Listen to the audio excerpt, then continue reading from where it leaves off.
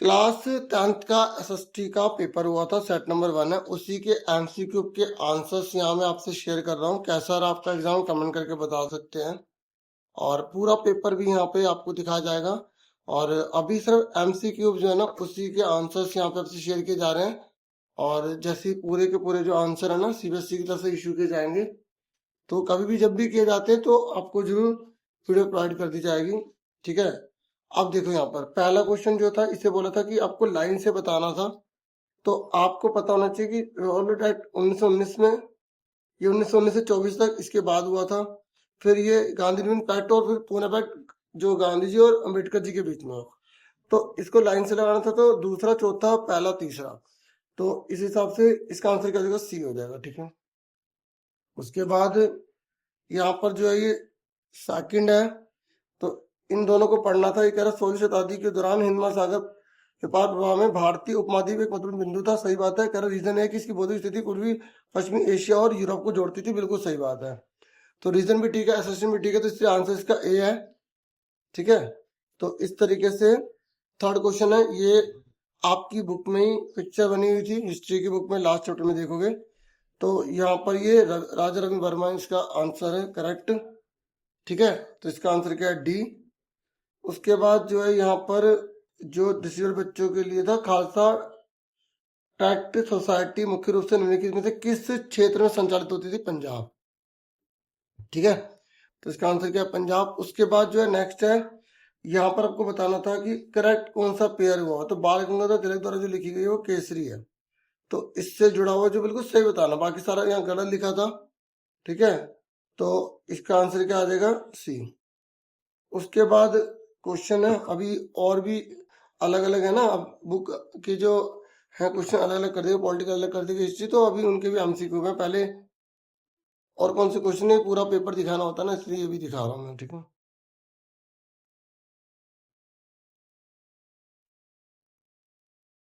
अब उसके बाद ज्योग्राफी आ जाएगी। ठीक है, तो ज्योग्राफी के एमसीक्यू आप देखिए, और अगर आप कमेंट करके बताना चाहते हैं तो आप बता सकते हैं कि जैसे टोटल जो कितने मार्क्स बनेंगे आपके एमसीक्यू में, तो बता सकते हैं आप। तो देखो यहाँ पर फीचर दे रखी थी, तो आपको बताना था ये किस मिट्टी की फीचर है। इस बार आंसर दिया तो फीचर पूछा था, तो आपको अगर पता है कि चाय कॉफी के लिए सबसे अच्छी मिट्टी होती है लेटराइट, तब भी आप आराम से इस फीचर के बेस पे बता सकते थे। और भारी बारिश होती है इसके बेस पे बता सकते थे। तो इसका आंसर क्या है, बी फॉर बॉल, यानी कि लेटराइट सॉइल। ठीक है, फीचर दे रखी थी, लेटराइट सॉइल आ गया। उसके बाद ये कह रहे जो चिपको मूवमेंट है ना, वो इनमें से किससे जुड़ा हुआ है, तो उत्तराखंड है। ठीक है, उसके बाद ये 12th है, तो यहाँ पर आपको मैचिंग करके बताना था। ये हिंदी में और यहाँ इंग्लिश में है। तो देखो, जो प्रिमेटिव सब्सिस्टेंस फार्मिंग होता है उसमें सिलेक्शन बर्न किया जाता है, मतलब कर्तन ध्यान प्रणाली को अपनाया जाता है। वाणिज्यिक कृषि में पैसा ज्यादा लगाया जाता है, लेबर कम होते हैं, तो ये तीसरे का ए है, पहले का सी है। और रोपण कृषि जो होती है वो बड़े पैमाने पे एक फसल उगाई जाती है। ठीक है, और गहन कृषि में अधिक से अधिक उत्पादन के लिए श्रम प्रधान तकनीक या का प्रयोग किया जाता है, ज्यादा धन वगैरह खर्च किया जाता है। तो इस हिसाब से जब आप इसको मैच करते हैं, तो पहले का सी, देखो पहले का सी, दूसरे का डी, दूसरे का डी, तीसरे का ए, तीसरे का ए, तो चौथे का यहाँ पर बी। तो इस हिसाब से सी आंसर है इसका। ये सारे आंसर लिखे गए हैं, फिर भी थोड़ा सा बता रहा हूँ मैं। ठीक है, तो आप सीधा वीडियो को आगे कर करके भी देख सकते हैं। 13 है, 13 में यहाँ पर ये लो धातु अगर निकले तो ये बॉक्साइड क्या है, जिससे एल्यूमिनियम निकाला जाता है, तो वो अलो होता है। ठीक है, तो यहाँ पर इसका आंसर सी है। ठीक है, फेरस और यहाँ पे नॉन फेरस था, तो इसका आंसर क्या है, सी। तो ये हो गया। उसके बाद है 14, यहाँ पर आपको बताना था कि जो लैंड का हम यूज करते हैं ना, तो उसको यूज करने से पहले किन बातों को देखना होता है यहाँ पर।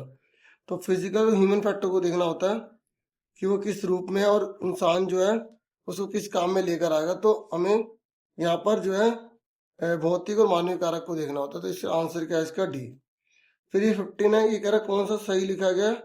तो आपको यहाँ पर जो जीवों को रक्षित करने के लिए बनाए गए थे ना अभ्यारण्य वगैरह, तो ये कौन सा यहाँ पे सही है, तो मानस असम में बिल्कुल सही था ये। ठीक है, बी फॉर बॉल। ठीक है, इसका आंसर आ गया। अब बाकी ये क्वेश्चन है, अभी आगे भी है पॉलिटिकल और जो भी सब्जेक्ट है, मतलब एक ही सब्जेक्ट में 4 बुक है ना, तो अलग अलग पार्ट कर दिए गए ताकि बच्चे जो है कंफ्यूज ना हो और अच्छे से आंसर भी लिख सकें।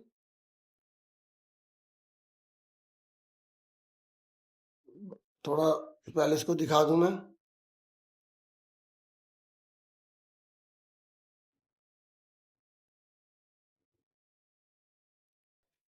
अभी पॉलिटिक्स आ गई है, ठीक है, पॉलिटिकल साइंस। तो यहाँ पर बोला है कि श्रीलंका और बेल्जियम दोनों को जातीय और भाषाई विविधता से उत्पन्न चुनौतियों का सामना करना पड़ा। बिल्कुल ठीक लिखा था ये, कि जो श्रीलंका और जो बेल्जियम है दोनों को चैलेंजेस फेस करने पड़ते एथनिक और लिंग्विस्टिक डाइवर्सिटी के, ठीक है। ठीक है, श्रीलंका में मेजोरिटी में है तमिल, ये बिल्कुल गलत लिखा है। हम सबको पता है सिनला जो है मेजोरिटी में, हिंदी में सिनली, इंग्लिश में सिनला, तो इसलिए इसका आंसर ये आर तो गलत है, ए सही है। तो ऐसे क्वेश्चन तो आसान हो जाते हैं बहुत ज्यादा, तो सी आंसर आ गया, ठीक है। तो इसका आंसर क्या है, सी। फिर ये पिक्चर गौर करने वाली थी, अगर ध्यान से नहीं देखोगे तो गलत हो जाएगा। यहाँ पे अलग अलग सामान उठा रही है महिला, तो ये उनके बहुत सारे कार्य समर्पण को जो है ना इंडिकेट करता है। और इसमें जो बच्चे, जैसे पिक्चर जो आपकी बुक में एक भारत माता की भी दे रखी है, तो उससे बहुत अलग है ये, ठीक है। तो ध्यान से देख कर इसे बताना था, कंफ्यूज नहीं होना था। सी आंसर है इसका, ठीक है।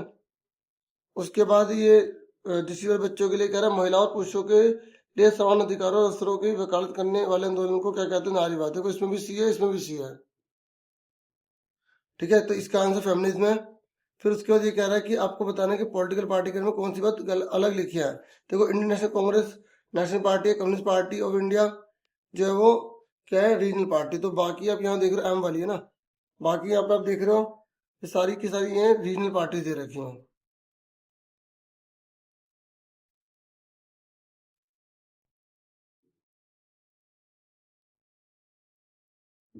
ठीक है। ये नेशनल थी ना 2023 तक, तो इसको हटा दिया गया था, है ना, तो इसलिए इसका आंसर ए है। उसके बाद जो है 23 नंबर पर यहाँ पर देखो, ये 2/3 महिलाओं के लिए आरक्षण है, ये बिल्कुल गलत है, 1/3 है, 1/3 है। और जब ये 1/3 है तो जिसमें दूसरा लिखा होगा वो वैसे ही गलत हो जाएगा, क्योंकि यहाँ पर बोला है कि 1992 के रिगार्डिंग जो डिसेंट्रलाइज में फैसला लिया गया था, कौन कौन सी बातें ट्रू है इसमें। तो दूसरा इसमें भी लिखा है, इसमें भी लिखा है, इसमें लिखा है, तो ये तीनों गलत होगा। तो ये अपना पता लग जाएगा सी है, नहीं तो जिसको पता है ये भी बात सही लिखी है, ये भी सही है, ये भी सही है, तो वैसे भी इसको बता देगा बी फॉर बॉल, ठीक है। उसके बाद ये क्वेश्चन है, अब लास्ट आपका बुक का जो है देख लो आप, रह गई है एक बुक और, इकोनॉमिक्स, ठीक है। तो यहाँ पर इसको आपको पढ़ना था, अच्छे से देखना था। फिर ये कह रहा है यदि 10 से 14 वर्ष आयु वर्ग के ग्रामीण बच्चों को देखा जाए तो दिए गए प्रतिशत के आधार पर कितनी लड़कियां स्कूल जा रही हैं। देखो 10 से 14 साल आयु वर्ग के स्कूल जाने वाले ग्रामीण बच्चों का प्रतिशत देख रहे हो, कितने बच्चे स्कूल जा रहे हैं। तो महिला कितने, 82, तो आंसर कितना आ गया, 82 आ गया। बस इसमें देख के बताना था, ठीक है। उसके बाद यहाँ पर इसको मैचिंग करनी थी। देखो ये जो अमूल है ये कोऑपरेटिव सेक्टर है, ठीक है। और यहाँ पे ONGC जो है वो पब्लिक सेक्टर है। जो सेक्टर में जब दो कंपनी मिलकर काम करते हैं तो मारुति और सुजुकी दोनों मिलकर काम करती हैं। और एयरटेल क्या प्राइवेट है। तो इस तरीके से आप आराम से पता लगा लोगे, तो आंसर क्या आएगा इसका, सी।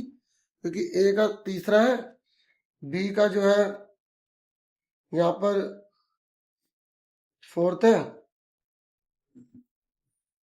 और सी का जो है यहाँ पर दे रखा है, यहाँ पर सी का सेकंड, और डी का जो है यहाँ पर है फर्स्ट, ठीक है। तो ये इसके हिसाब से हमारा आंसर क्या आ गया, सी हो गया।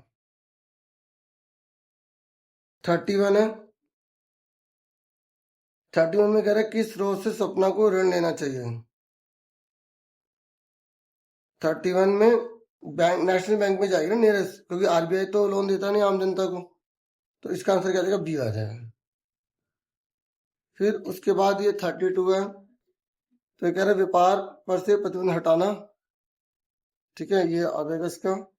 ये कह रहा है आपको which one of the following best describe liberalization, liberalization के बारे में बेस्ट डिस्क्राइब क्या है, removal of restriction on trade, ठीक है। इसका आंसर क्या है, सी। क्योंकि लिबरलाइजेशन में लाइसेंस वगैरह जो है हटाए जाते हैं, व्यापार के प्रतिबंध हटाए जाते हैं ताकि व्यापार बढ़ सके, तो सी है, ठीक है। उसके बाद 33 का डी है, ठीक है, क्योंकि मानव विकास रिपोर्ट है वो कौन पेश करता है, UNDP।